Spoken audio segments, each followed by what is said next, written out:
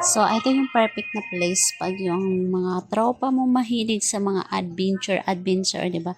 Yung like yung ilog na pinakamalamig ang gusto nyo. So, dito lang kayo magpunta sa Cavite, o 'di ba? Ayan, sobrang nag-enjoy yung aming mga kasama kasi nga napakabukod sa very napakalinis at napakalamig yung kanilang tubig diyan. Ilog talaga yan siya, running water talaga yan siya, o di ba? Napaka linaw. So mayroon pa yung diyan yung ayan, di ba? Ang galing ni Ate. Tamang-tama. So, ako talaga, hindi talaga ako naliligo dyan kasi nga, nangangatog ako sa lamig kasi hindi ko talaga kaya yung lamig. So, kaya doon ako sa pool naligo niyan. That time kasi nga, hindi ko talaga kaya yung lamig. Okay, tamo naman yung aking butihing asawa, o diba?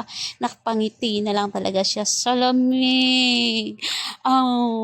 Nung umahon siya, sabi niya, hindi na daw niya matigil yung kanyang yung bunga nga sa kakanginig, di ba? So, perfect sa mga taong mga mahilig sa mamalalamig, dyan kayo magpunta. Matatagpuan lang naman ninyo yung pool na yan sa Villa Pilomena, di ba? Napakaganda dyan.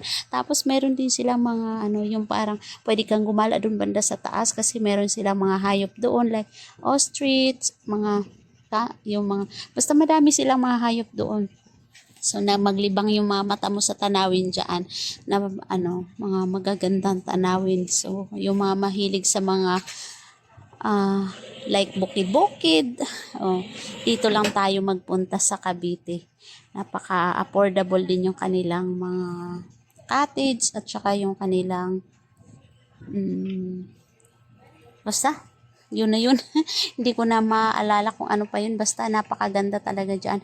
Kasi nga sobrang nag-enjoy ako. Kaya ayan. Nag-enjoy ako manood sa kanila kasi hindi ko talaga carry yung maligo dyan. Kasi bukod sa malalim, alam nyo naman yung inyong kakupal, hindi marunong lumangoy. Ayan yung aking asawa tumalon. Napahanga sila. Kasi nga, grabe. Nagpaksikat ba naman? Ang dami palibasa kasi ang daming chicks dyan sa baba. Diba? Ayan sila ni ate. Mga magagandang ate. Diba? Kaya ayan sila. Tuloy-tuloy lang sa pagpasikat. Ay isa pa to. Sige, galingan mo. Galingan mo talaga lumangoy. Ito ding isa hindi na umaahon. So, si Inday Badiday nga pala yan. Nag-aabang sa kanila. Di ba? May malapalaka lang naman yung isa. Di ba? Wala kayo niyan. Tuwang-tuwa na naman sila kasi nga sobra.